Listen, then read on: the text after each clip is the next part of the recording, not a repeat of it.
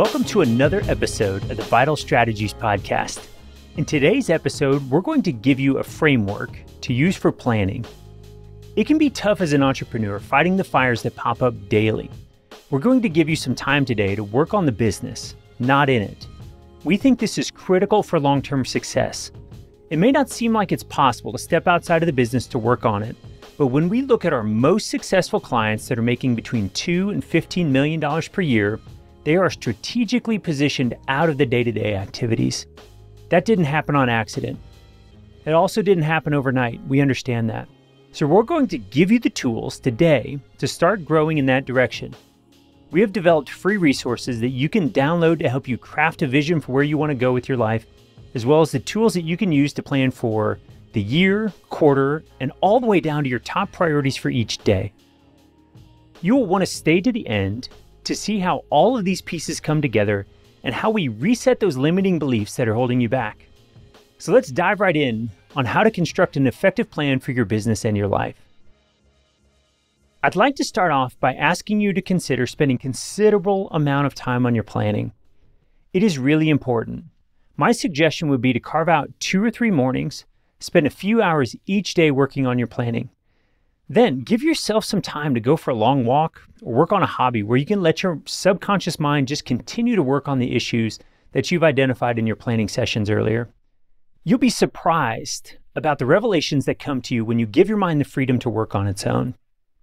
The first place we need to start is your vision, where you'll be going for the next 3 to 5 years. I believe you should have a vision for both your business and your life outside of the business. It's okay to update the vision because as we make progress, we like to have that vision extend out 3 to 5 years from today. We have a great exercise for you to go through to construct your personal and professional visions today. Go to vitalstrategies.com/planning to download your free resources.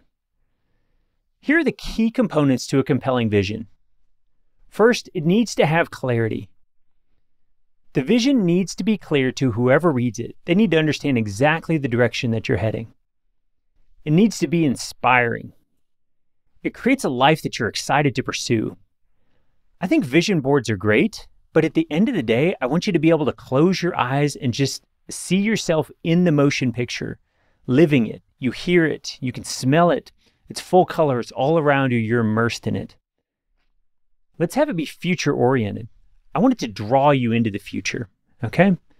Not in the past, but an exciting position in the future.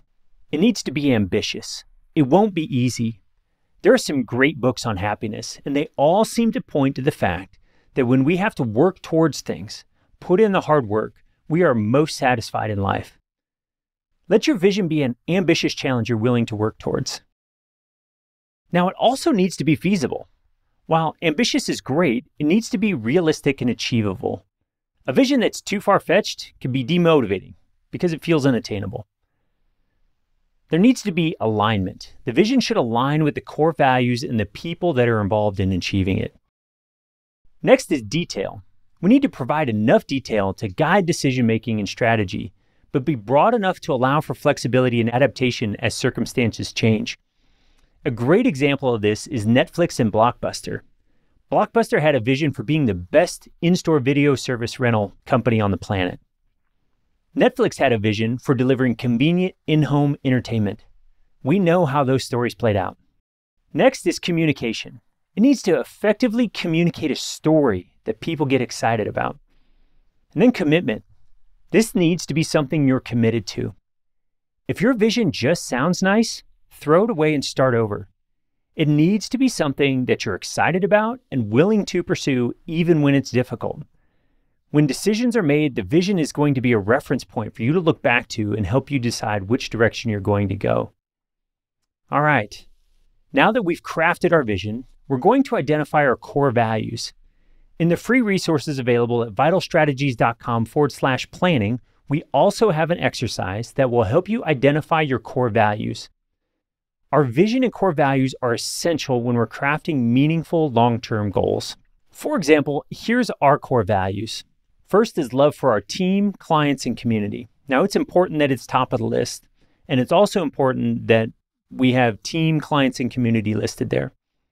We have to take great care of our team. If we do that, we'll be able to serve our clients really well. If we serve our clients well, we'll be profitable and we can have impact in the community. Next is growth. We need to be growth oriented. We need to grow as individuals inside of our company, and we also need to grow as an organization. We believe in the fact that if we aren't growing, we're dying. So we want to be on that upward trajectory. Then the next two are related: reliability and communication. We're a virtual team. We rely on each other. Our clients rely on us. That's a critical component.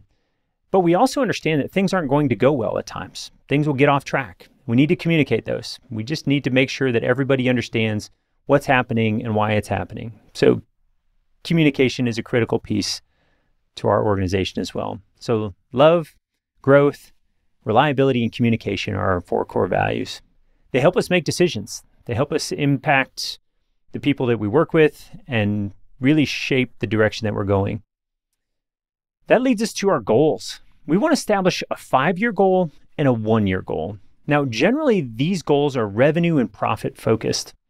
They may also reflect the size of the team and the type of clients or customers that you're serving.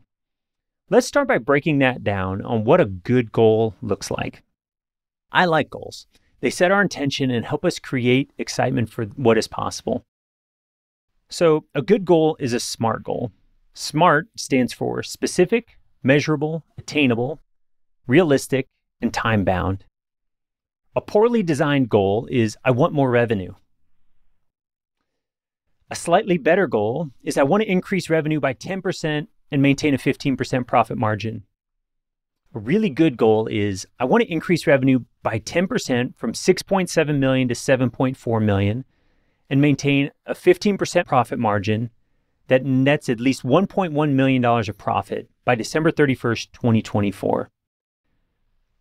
Now, I really like goals, but a goal without a system isn't nearly as effective.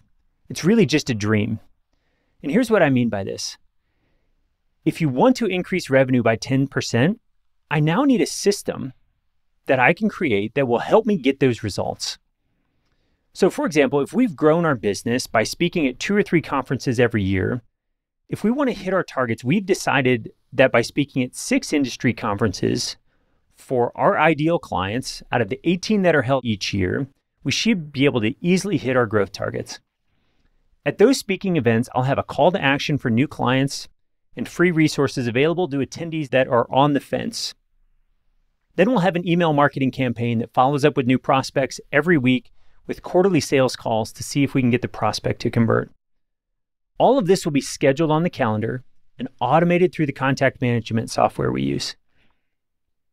A critical part of our 5-year and 1-year goal planning will be to identify the limiting beliefs that have been holding us back. The majority of the time, we don't realize that our belief system is shaping our lives.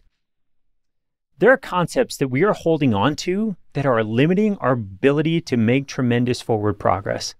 When we list out our limiting beliefs, it brings them to light and begins to take away their power.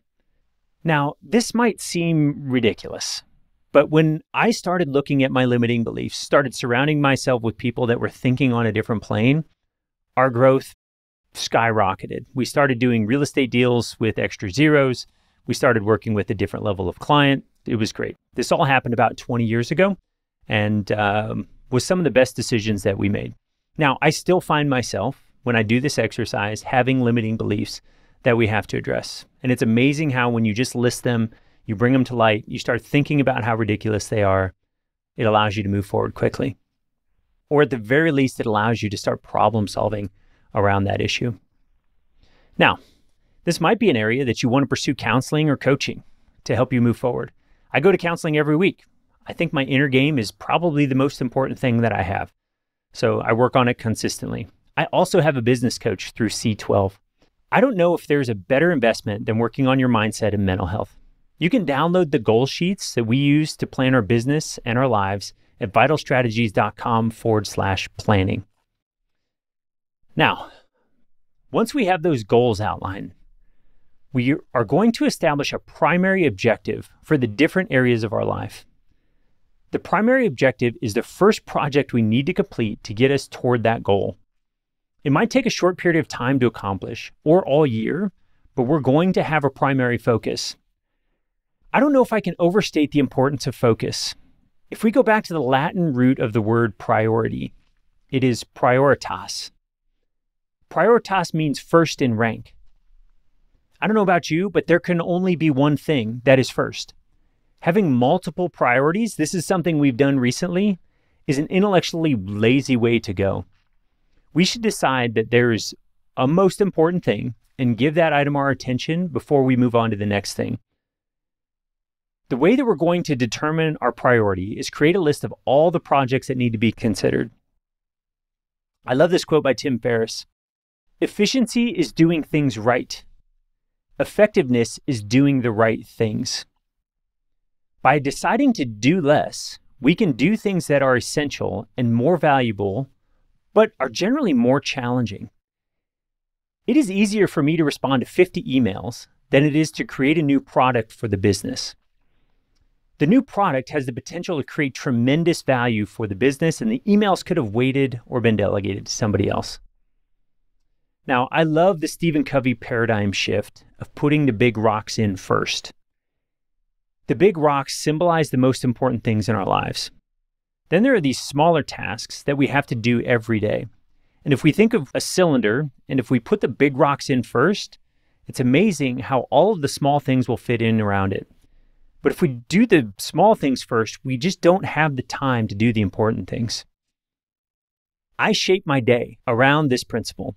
I do the most important things in the morning, and then I spend the rest of the day working on the smaller tasks. You can check out the show notes for a link to the video of the Stephen Covey demonstration on this concept. It's only 4 minutes long and it's worth looking at. Looking at business planning, there are 4 areas of your business that you need to consider. The first is revenue generation, then operations management, organizational development, and financial management. Now let's talk about revenue generation. This might be the most important of them all. If you don't have money coming into the business on a regular basis, you will soon be out of business. Operations management. This is how good are you at delivering your product or service. If you're a service-based business that doesn't have consistent client experience, you need to make adjustments here so you can build systems around your offering to be able to scale it up. The same is true if you're a product-based business. If there are problems with your supply chain and fulfillment, you need to dig in and sort those bottlenecks out. Something to consider is looking into lean processes, which is a management approach that helps reduce waste and defects. I had a friend of mine that was a lean process wizard. He worked in a manufacturing company and came and spent a considerable amount of time with me in my business to see if he could apply the same thinking to a service-based approach. And it was magical how it really transformed the way we approach things. Next is organizational development. This is building and developing your team. Often there is a question of, what if I pay to develop my team and they leave? The flip side of that is, what if you don't develop them and they stay? Our approach has always been to develop our people and be the best place for them to work. Now, they are obligated, if we're not the best place, to go find a better place. And that's okay. We just figure if we develop people and become an organization that delivers top talent day in and day out, people will seek us out. They'll want to work here. It'll be an exciting place for them. Next on the list is financial management. Having great books, reporting, controls built into your finances, and cash management tools are critical to running an effective business. If you don't know how you are performing, what is working, and what isn't, how are you supposed to run an effective business? Financial management tools are critical. So, I want you to look at these 4 areas of your business and outline what an extremely healthy business looks like in each area. These areas of business health should all be measurable for each category. For this next year, when you do your quarterly planning, I want you to be able to identify if you are on target or ahead or behind target in each of these areas. So when you look at these 4 areas, which one needs the most attention? This will be our primary objective for this quarter in our business. Here's how we suggest you handle the primary objective. Have a weekly team meeting with the key players that can help move this along and delegate items to different members of the team. You can work on the primary objective as a team, and then for the last 5 minutes of the meeting, make sure everyone knows who is responsible for what by when. It is good to send out a follow-up email to have all of the details in writing so there isn't any confusion. This will help the project move along nicely. So next week when you show up, the things that needed to move will have taken place. I like setting quarterly primary objectives because that gives you 12 weeks to work on a project and then 1 week at the end to plan for the next quarter. Some great resources to dig deeper into this type of work are 7 Habits of Highly Effective People by Stephen Covey, The 12-Week Year by Brian Moran, Deep Work by Cal Newport, Essentialism by Greg McKeown, and Traction by Gino Wickman. We'll have links in the show notes to all of those books, but I highly recommend you check them out. I also recommend developing an internal rhythm of blocking out time on the calendar for important tasks. Now, my business and personal life are intertwined. I generally schedule my calendar from the most important items to the least important. We look out 3 weeks and we schedule the following. Spiritual disciplines and church come on first. Family items go next. Then self-care, working out, counseling, free time. Then I put deep work sessions on the calendar. Generally, these are mornings. Mornings are shown to be the best time to get the important work done. So we find time every day to make progress on these things. Then I schedule internal team meetings, and then external meetings can be scheduled around all of those. I also recommend leaving 30 minutes between meetings. It allows you to take notes and do follow-up tasks when they are fresh. It also gives you a moment to collect your thoughts before the next meeting. Lastly, I start my day when I get into the office by using our daily productivity planner. I always have a printed stack on my desk and like writing on them. There's something about the analog that seems to help my thinking, better than it does putting it in a computer or writing it on an iPad. It also gives me a place to capture items throughout the day that need to be delegated or go on the to-do list. You can download our daily productivity planner at vitalstrategies.com/planning. Now, we've given you a system to plan your work from a macro perspective all the way down to your days and weeks. Now, let's flip over to planning your personal life. One of the downloads available to you at vitalstrategies.com/planning is the Vital Success Journal. I want you to start off by creating a vision for your personal life. This might be slightly different than the vision you had for your business life. It's going to include things like your hobbies, your relationships, the experiences you want to have, the contribution you want to make, your health, that type of thing. Then we're going to take a look at our core values. Now, the core values may be exactly the same as they were in the business. They might be slightly different. But I want you to go through the exercise again and identify anything that comes up that might apply to your personal life that didn't apply to your professional life. Next, I want you to rate yourself 1 to 10 in the following areas. Under relationships, we've got marriage and family. I want a separate rating for each of those. Under experiences, hobbies, and travel. Under advancement, personal development, professional development. Contribution, there's 3 areas: time, skills and abilities, and finances. How are you using those to make society better? And then our health. How's your physical health, emotional health, and spiritual health? This will give you an opportunity to see where your low points are.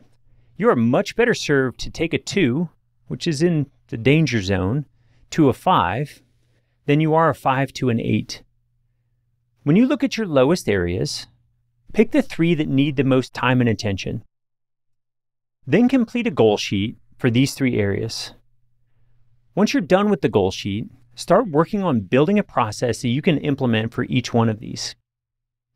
Now, we're going to take the one that you think needs the most work, and I want you to start working on that first. Systems are going to be more challenging than just setting the goal. But once they are in place, they make the goal more likely and set you up for long-term success.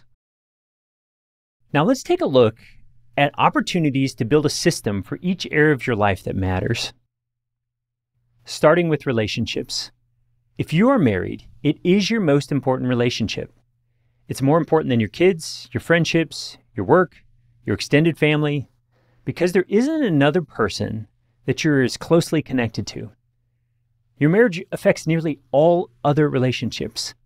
If you don't have a healthy marriage, it's nearly impossible to have healthy relationships with your kids, family, friends, coworkers.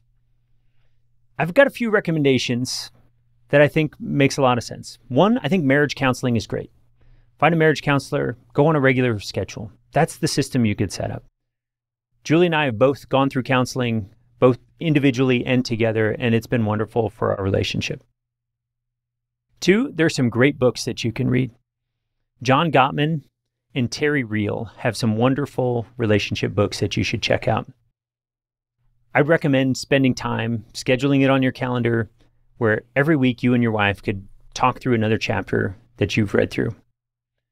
And then finally, date night. My wife and I do date night every week. It used to be the case when our kids were younger, the babysitter just showed up every Friday. We just had it scheduled. They knew to show up. We knew to go out on a date. Sometimes the date was coming to the office and just watching a movie. It wasn't very exciting, but it was just time away as a couple. Time to refresh, reconnect, talk about life outside of work and kids. Next, family. I'm a father to 3 kids, 3 daughters. I think it's important to invest in those relationships. Find opportunities to do things. Like I take my daughters on dates. I think that's important as a father. Set a good example as a man. So we go on dates on a regular basis. I also participate in their activities, whether it's sports, extracurriculars, church activities. We're involved in those things. Just create some systems where you're involved in your kids' lives, doing the things that they're excited about, not necessarily what you're excited about. Make those emotional deposits. Next is experiences. The value of rest can't be overstated, and we get that through experiences outside of work. Burnout isn't it. Our experiences give us opportunity to refresh. An example of that is taking a week-long vacation with your spouse, leaving your phone and your computer home, and it gives you an opportunity to reconnect with the people you love, see this amazing creation that we live on, and get some real rest. Now, a couple systems that might help you do this are have an account set up where every time you get paid, dollars automatically go into that account. Automation is the key here. Then you'll have the dollars set up for when the time comes to book the vacation, the money's there to do it. It won't be an excuse. Next, book the time on your calendar, even if you haven't paid for the vacation, but don't let things creep into your schedule that allow you to not be able to get on this trip with the people you care about. So even if you don't have all the details sorted out, make sure it's scheduled so you get that time on the calendar so you can take the vacation. Now, other experiences we like to spend time on are hobbies. I have a number of hobbies. My most unique is probably I love building with Lego. I almost always have a set going in my office, and I'll work on that when I need a break.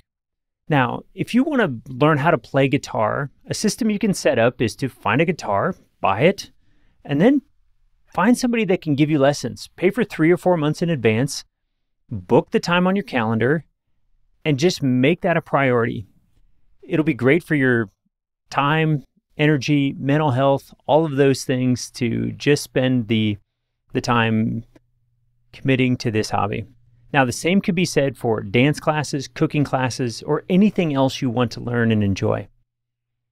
The next area, and it ties right into this, is advancement, where we grow and we help the people around us grow. When you think about personal development, one that I've started doing is I've stopped listening to music. I don't listen to music in the car. I gave that up actually years and years ago. I used to have CDs on my Walkman that I plugged into the tape deck. I didn't even have a tape CD player in my car. And I would listen to audiobooks on those CDs, and it just became my way to learn and develop. I bought a number of courses and just consumed it all that way. Now I listen to audiobooks through Audible. I have a subscription every year, it reboots, and I get 24 books. I usually resubscribe before the 12 months is up just because I listen through all my books. I also listen to a number of podcasts that help me just learn and develop. Now, these books aren't entertainment. They're things that help me grow. And I think The podcasts are exactly the same way. Now, I'm a little unusual. I listen to my books and podcasts at 2 times speed, if not 2.5 to 3 times. My kids think I'm weird, but that's okay. I also invest in my professional development by spending money on coaching, conferences, and seminars. Tens of thousands of dollars every year go into this investment. And this goes back to my mindset being the most valuable asset that I have. My suggestion for both your personal and professional development is to set a budget, find the areas you want to improve, and seek out experts in those areas. Then make the time and the financial investment. When it comes to contribution, most of you listening to this podcast can make a tremendous impact through your time, but more likely your skills and financial resources. This is an area where I think focus also really matters. It can be easy to get involved in 5 different charities or causes you're excited about and not really have much of an impact on any of them. My preference would be, and I've just found this in my own life, is to get involved in one charity that you can use your abilities to really move the needle. When it comes time, a system for making financial contributions that you can employ is just take 10% of all your income and give it to your local church. At the end of the year, we're not always sure how the profit number is going to shake out, so we'll make another contribution to make sure that we're hitting at least that minimum standard of 10% of net income. Now, I feel like 10% is the minimum, and there aren't too many places that God calls us to test him, but this is one of those. And if you believe the scriptures, and even if you don't, I think the Lord will show his faithfulness, that he'll yield more with 90% than you can hoarding 100%. So it's a good test to see what altar you're worshiping at. Next is our health. When we look at our physical health, there's generally 2 areas people want to make improvement. The first is diet, and the second is exercise. There are a few systems to consider around diet. First of all, the self-control happens for me at the grocery store. If we have junk food in our house, I eat it. So we don't allow junk food in the house. I'm also very good at meal prepping the meals I'm responsible for. I eat the same thing every day for lunch. I stop at the grocery store on Monday, grab all my food, and it's there for me. And it just gives me really healthy outcomes. If you want a pro tip for eating healthy, here it is. If it has a nutrition label, don't eat it. Your meats, fruits, and vegetables are where it's at. And if you really are intent on losing weight, skip the fad diets and just focus on tracking your macros. There's some great resources out there on the internet where you can figure out exactly what your macros would be that align with your goals. And it'll tell you exactly where you need to be every day for what your diet should look like. Find some accountability around it. Find a friend that you can do it with, and you'll see some real success there. The next thing to look at is exercise. If I were to build a system around exercise, the data supports that if you work out with somebody, you're 80% likely to stick with it. If you work out by yourself, there's a 20% chance you'll keep showing up. My suggestion would be find a friend, sign up for a class that looks like it would be a lot of fun, and go 5 days a week. It's amazing how when you commit yourself, you start seeing the results. And then your diet will also fall into place when you start putting the work in. Next, for your emotional health, there are some great books out there. I know we're talking about emotional health, but I'd start with the Bible. The research found when you read your Bible 4 days a week or more, feeling lonely drops 30%, anger issues drop 32%, bitterness in relationships drops 40%, alcoholism drops 57%, and sex outside of marriage drops 68%. Now, I think all of those things tie back to our emotional health, so I think this is a great place to start. I've also found a lot of value in Brené Brown's book, Atlas of the Heart. It just does a great job outlining all of the different feelings we can have and what they mean to us. Also, books on mindfulness and meditation have been very good for my mental health as well. Now, I've mentioned this a few times, but I'll say it again. I think regular counseling sessions are valuable for maintaining mental health. We have coaches for our business, for our golf game. Why not have one for our mental game? I think going to counseling on a regular basis, and I go weekly, I think makes a lot of sense. I think it makes a lot of sense for most people. And for some reason, for guys, there's this stigma that if we're going to counseling, there's something wrong with us. Yes, there probably is some things we need to tune up. That's okay. Just get over it. I Seen some unfortunate outcomes with friends that haven't addressed their mental health, and I don't want that to happen to you. Lastly, our spiritual health. Depending on where you land on this one, you may not even believe in God. I'm not asking you to believe anything that I share with you, from tax strategy to faith in Jesus. My suggestion is to test the things we talk about here for yourself. If you don't know about this whole spirituality thing, my suggestion is pray to Jesus. Ask him if he's real. See if he shows up in your life. Open your Bible. Read the book of Luke. I think that's a great place to start. I have a few spiritual disciplines that have helped me stay spiritually healthy. First, I read the Bible every day. I read through it in a year, and I do that every year. I also take time to journal my prayers daily. It'd be easy for me to skip these activities on busy days, but I find those are the days that I lean into it, because if I need a little extra help that day, why not have the wisdom of the creator of the universe on my side? Lastly, I host a weekly men's group that has been tremendous for my spiritual and emotional health. Those men are brothers to me and love spending time with them every week. These are all things you can consider implementing. Now, we've covered a host of topics today, from creating visions to core values to systems and structures for almost every area of our life. I want to remind you that this is a process, and you should spend time working on these things over the course of the next few weeks.